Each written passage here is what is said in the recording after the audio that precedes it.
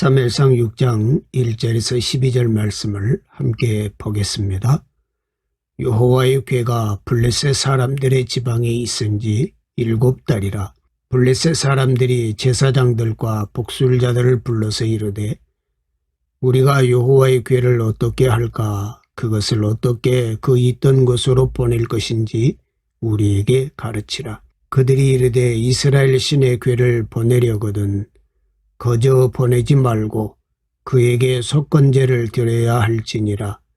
그리하면 병도 낫고 그의 손을 너희에게서 옮기지 아니하는 이유도 알리라 하니 그들이 이르되 무엇으로 그에게 드릴 속건제를 삼을까 하니 이르되 블레셋 사람의 방백의 수요대로 금독종 5과 금쥐 5마리라야 하리니 너희와 너희 통치자에게 내린 재앙이 같음이니라.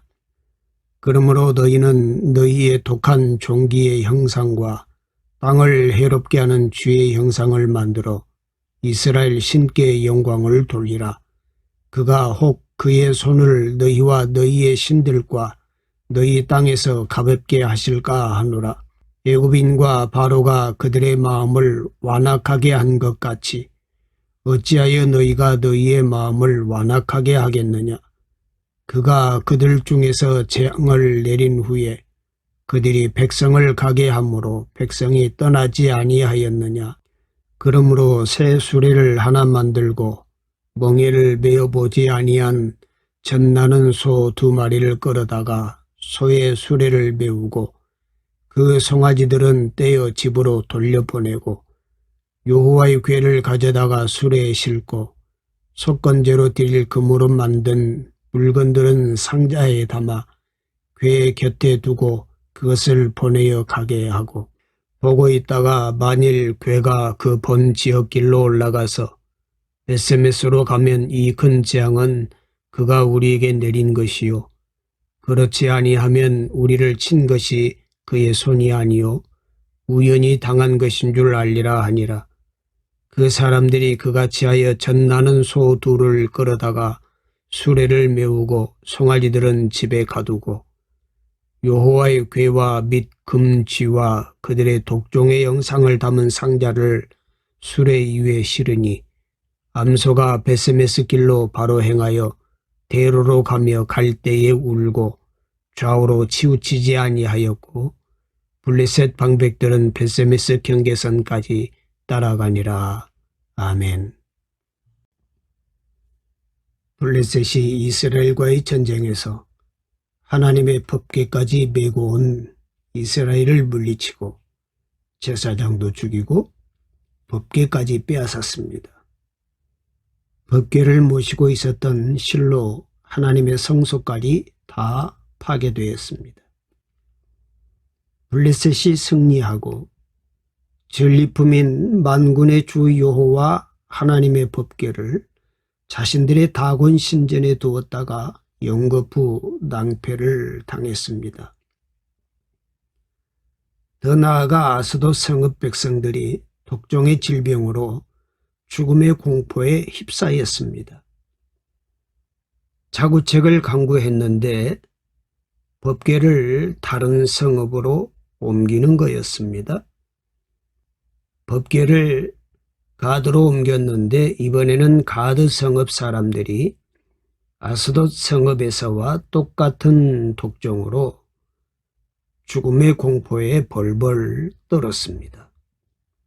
아스돗, 가사, 아스글론, 가드, 에글론 이렇게 법궤를 옮기는 곳마다 독종의 재앙으로 죽음의 불안과 공포에 떨었습니다. 지난 2주간 동안 가짜 언약궤와 참 언약궤라는 말씀을 나누었습니다. 언약궤처럼 보이지만 가짜가 있고 버려진 초라한 언약궤처럼 보이지만 참 언약궤가 있다는 말씀이었습니다. 참인 줄 알았는데 능력도 없고 고백도 없는 가짜 언약궤가 아니라 참 언약궤를 세워야 신앙이 아니겠습니까? 여러분은 어떠십니까? 여러분의 언약궤는 어떤 언약궤인가요? 언약궤만의 문제입니까? 신앙은 우리들의 삶 전체를 비추어주는 등과 같습니다. 참 언약궤가 세워지면 그것만 세워지는 게 아니지요. 우리들의 가정, 자녀, 직장, 모든 자리가 온전하게 세워지는 일들이 있게 되는 것입니다. 어떤 소중한 것을 세워야 하겠습니까? 어떤 언약궤를 세워야 우리 인생이 복된 인생이 될까요? 어떻게 참 언약궤를 세울까? 사실은 이것을 블레셋이 가르쳐주고 있습니다. 진짜 언약궤를 만난 블레셋이 이 언약궤를 다시금 이스라엘로 돌려보내는 말씀이 오늘 말씀인데, 그것이 우리에게 어떻게 참 언약궤를 세우는지를 가르쳐 준다는 것입니다. 이스라엘이 알지 못하니 하나님께서 블레셋을 통해서 알려주시는 것이지요. 2절입니다. 블레셋 사람들이 제사장들과 복술자들을 불러서 이르되 우리가 여호와의 궤를 어떻게 할까? 그것을 어떻게 그 있던 곳으로 보낼 것인지 우리에게 가르치라. 법궤가 있어야 할 자리를 떠나 있는 7달 동안 블레셋도 이스라엘도 모두가 불편, 불안, 불행했습니다. 고통이 멈추지 않았습니다. 왜냐하면 법궤가 있어야 할 자리에 있지 않았기 때문입니다. 블레셋 사람들은 그 불편과 불안과 불행을 해결하기 위해서 자신들의 신 다곤의 제사장들을 불러 모아 의논한 결론은 법궤를 이스라엘 땅으로 돌려보내자는 것이었습니다. 언약궤의 능력을 본 블레셋 사람들은 언약궤를 함부로 할 수 없다는 것을 알았습니다. 하나님의 언약궤가 있어야 할 곳이 있다는 것을 알았습니다. 그래서 언약궤를 어떻게 보낼지를 의논합니다. 그들의 결론은 속건제입니다. 속건제는 배상제사입니다. 속건제는 레위기 5장에 잘 설명이 되어 있는데 하나님의 성물이나 다른 사람의 기물에 해를 입혔을 때에 드리는 제사입니다. 그러니까 법궤에 해를 입혔다고 여겨 지금 제물을 드려야 한다는 것입니다. 문제는 무엇이냐면 속건제에 드릴 예물은 율법으로 정해져 있었다는 것이지요. 속건제의 희생제물은 원칙적으로 흠없는 수양을 드려야 했습니다. 그러나 범과자의 형편에 따라 어린 양 대신 산비둘기나 집비둘기 새끼 둘을 제물로 드리기도 했고, 또 비둘기조차 드릴 형편이 안 될 경우에는 고운 가루 에바 10분의 1을 예물로 드리도록 했습니다. 이것이 속건제에 대한 하나님의 율례였습니다. 그런데 그들이 이런 말을 합니다. 5절입니다. 그러므로 너희는 너희의 독한 종기의 형상과 땅을 해롭게 하는 주의 형상을 만들어 이스라엘 신께 영광을 돌리라. 그가 혹 그의 손을 너희와 너희의 신들과 너희 땅에서 가볍게 하실까 하노라. 블레셋이 가르쳐주는 것이 바로 이것입니다. 하나님이 받으시는 속건 제사를 드리려면 그 제사 안에는 2가지가 있어야 한다는 것입니다. 속건 제사만을 말하는 것이 아닙니다. 이것은 어떻게 참 언약궤를 세우는지를 가르쳐주는 것입니다. 우리 신앙을 어떻게 세우는지를 가르쳐주는 것입니다. 첫 번째는 예물입니다. 예배니까 예물을 드려야 한다는 단순한 이야기가 아닙니다. 왜 예물을 드리라고 하는 것입니까? 그것은 영광 때문이라는 것입니다. 우리가 잘못 생각하는 것이 있습니다. 우리를 높은 자리에 올려주세요. 영광 돌리겠습니다. 우리의 사업을 성공시켜 주세요. 영광을 돌릴게요. 자녀가 좋은 대학에 가서 영광을 돌리게 해주세요. 라고 우리는 말합니다. 우리는 우리의 영광을 하나님께 돌리겠다는 말을 합니다. 그런데 성경은 그렇게 말씀하지를 않습니다. 하나님이 원하시는 영광은 그런 것이 아닙니다. 물론 하나님께서도 우리가 잘 되는 것을 원하시고 우리의 영화를 기뻐하십니다. 그러나 하나님께서 정말로 받고 싶은 영광이 있습니다. 그것이 무엇입니까? 하나님이 받기 원하시는 영광은 바로 우리들입니다. 우리가 하나님이 원하시는 삶을 사는 사람이 되는 것을 가장 큰 영광으로 여기십니다. 그래서 우리가 우리의 계획과 판단이 아니라 하나님의 말씀을 따라서 우리의 속죄물로 정하신 예물을 가지고 하나님의 예배 가운데 나올 때 하나님은 그것으로 영광을 받으시겠다는 것입니다. 그러니 이것이 어떻게 물질의 문제일 수 있겠습니까? 언약궤가 세워지는 첫 번째 길은 하나님이 원하시는 영광이 무엇인지를 아는 것입니다. 두 번째는 회개입니다. 그래서 하나님의 예배에는 반드시 들어가 있어야 하는 것이 있습니다. 바로 회개입니다. 하나님이 가장 기뻐하시는 것, 하나님이 가장 영광을 받으시는 것이 바로 회개입니다. 누가복음 15장 7절 말씀에 보면 내가 너희에게 이르노니 이와 같이 죄인 한 사람이 회개하면 하늘에서는 회개할 것 없는 의인 99으로 말미암아 기뻐하는 것보다 더하리라 기록하고 있습니다.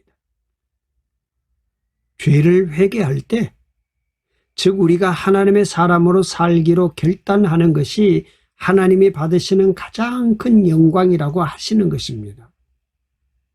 그래서 오늘 말씀에도 블레셋인들이 혹 그의 손을 너희와 너희의 신들과 너희 땅에서 가볍게 하실까 하노라 고백하는 것입니다. 회개, 즉 마음을 돌리면 하나님께서 진노를 거두시고 노를 경하게 하실 수 있다는 것입니다. 하나님은 우리가 우리의 길을 돌리기 시작할 때 우리를 통해 영광을 받으시는 것입니다. 그래서 블레셋이 가르쳐주는 두 가지, 즉 예물과 회개가 이렇게 중요한 것입니다. 참 언약궤를 세우는 길은 이러한 두 가지를 통해서 시작된다는 것을 블레셋이 가르쳐주고 있는 것입니다. 두 번째로 블레셋이 가르쳐주는 것이 있습니다. 6절입니다. 애굽인과 바로가 그들의 마음을 완악하게 한 것 같이 어찌하여 너희가 너희의 마음을 완악하게 하겠느냐. 그가 그들 중에서 재앙을 내린 후에 그들이 백성을 가게 함으로 백성이 떠나지 아니하였느냐 기록하고 있지요. 무슨 말씀인가요? 마음을 강팍해 하지 말라는 얘기입니다. 왜 블레셋은 이런 말을 하고 있습니까? 블레셋 사람들이 스스로 예를 드는 것이 있습니다. 바로 애굽 사람들의 행동이었습니다.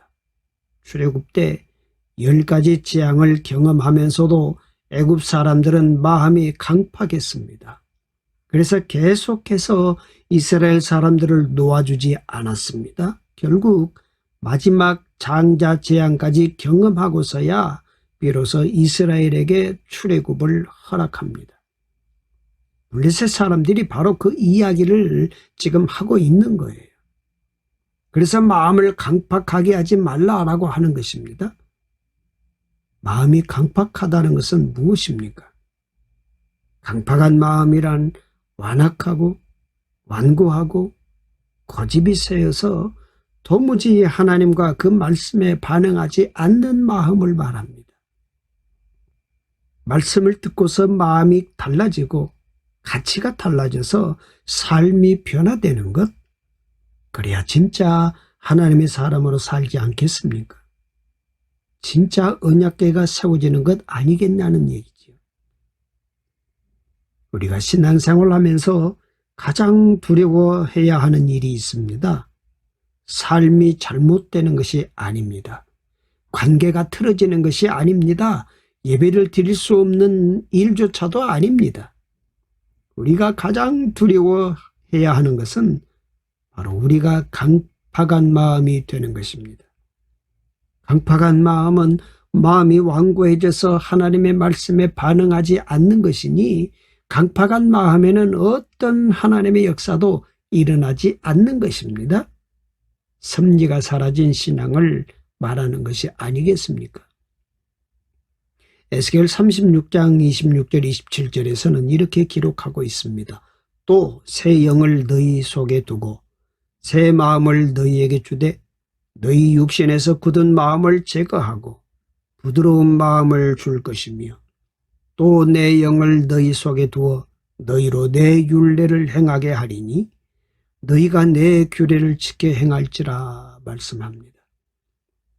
하나님은 우리에게 강팍한 마음을 제하시고 새 마음, 즉 부드러운 마음을 주신다고 하십니다. 왜냐하면 그 마음만이 우리를 하나님의 말씀대로 지켜 행하게 하시는 것이기 때문이라는 거죠. 사랑하는 여러분, 여러분의 마음이 어떠십니까? 코로나19가 문제가 아닙니다. 지금 여러분의 마음이 하나님이 주장하시는 마음이십니까? 하나님의 은혜가 나타나는 마음입니까? 그것이 중요합니다. 참 언약궤는 세우는 것은 7절입니다. 그러므로 새 수레를 하나 만들고 멍에를 메어보지 아니한 젖나는 소 2마리를 끌어다가 소의 수레를 메우고 그 송아지들은 떼어 집으로 돌려보내고 라고 기록하고 있지요. 블레셋 사람들이 하나님의 언약궤를 돌려보내면서 계획한 일입니다. 무엇을 끌고 왔어요? 멍에를 메어보지 못한 젖나는 소 2마리라 그랬습니다. 왜입니까? 갈 수 없는 소를 말해요. 아니, 가지 않을 소입니다. 가기 싫습니다. 새끼 때문이지요. 여건이 안 됩니다. 상황이 안 됩니다. 자식을 두고 왔고 해보지도 않은 일입니다. 마치 우리의 모습과도 같지 않습니까? 하나님이 원하시는 영광을 깨닫고 마음도 알았는데 그런데 발이 움직이지 않는다는 얘기입니다. 그러나 그래도 가야 하는 길이라는 뜻이지요. 그래서 성경은 이 2 소가 끌려서 나왔다 그렇게 기록하고 있어요. 우리 중에서 자원에서 하나님께 나온 사람이 있나요? 아니죠. 붙들려 끌려 나온 것이 맞습니다. 맞습니다. 지금 은혜 받고 변화되어서 그렇지 처음 믿을 때를 생각해 보십시오. 2마리 암소를 보십시오. 끌려서 나왔어요. 자원이 아닙니다. 주님의 일은 철저히 주님의 능력을 힘입어 순종으로만 하는 것입니다. 12절을 보시지요. 암소가 벳셈에서 길로 바로 행하여 대로로 가며 갈 때에 울고 좌우로 치우치지 아니하였고 라고 기록하고 있습니다. 언약궤가 세워지는 방법을 알려주십니다. 첫 번째는 대로로 가고 치우치지 않는다라는 거죠. 대로가 무엇입니까?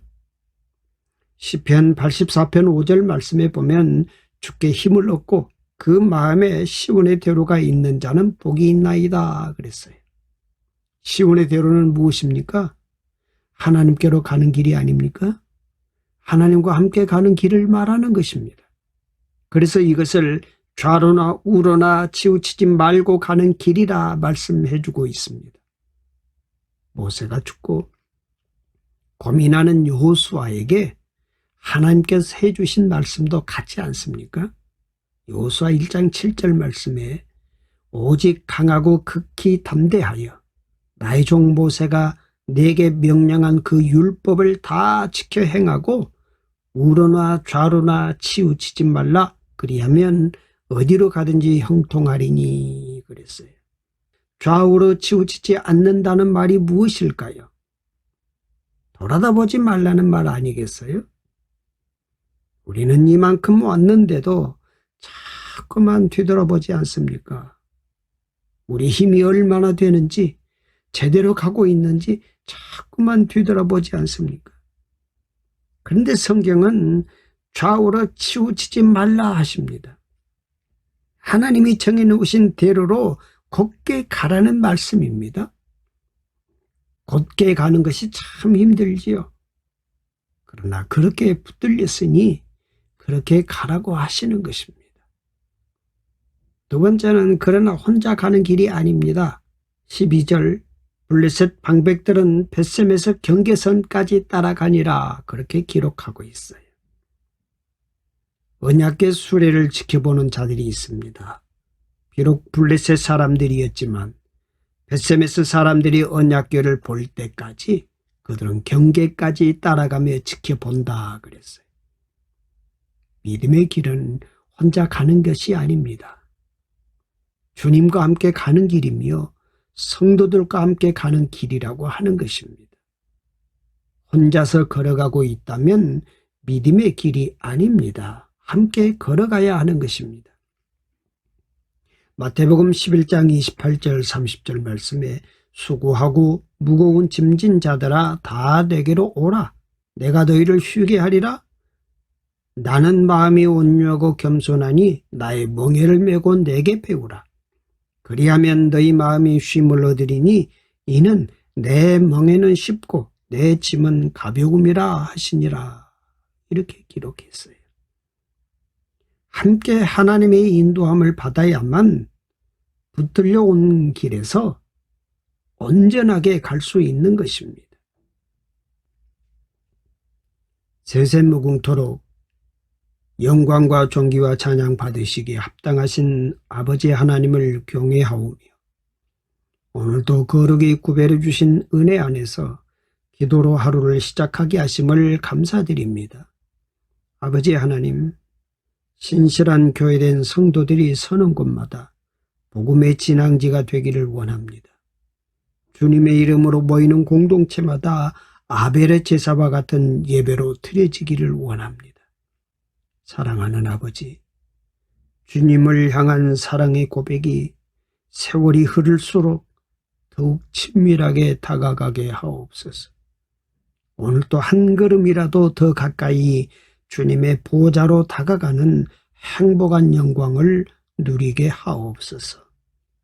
상황은 바뀌어도 우리 신앙은 변함없이 말씀으로 이끄시는 그 능력에 힘입어 주님과 동행하게 하옵소서. 습관적인 신앙이 아닌 삶을 드리는 거룩한 신앙으로 거듭나기를 원합니다. 우리를 성령으로 충만하게 하시옵소서. 주님을 예배하는 우리를 통해 주님의 뜻이 이 땅 이외에 이루어지게 하여 주옵소서. 예수님의 이름으로 기도드립니다.